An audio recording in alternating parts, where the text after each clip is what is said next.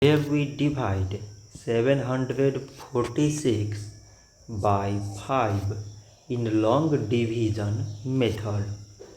5 times 1 is 5. On subtracting we get 2. So now we put down this 4 and it is 24. 5 times 4 is 20. On subtracting we get 4. So again we put down this 6 and it is 46. 5 times 9 is 45. On subtracting we get 1. So now we have no any other number to put it down.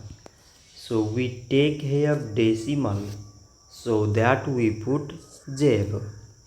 So it is 10 and 5 times 2 is 10.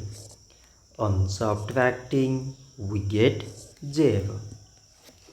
So 746 divided by 5 is 149.2. So this much for today and thanks for watching.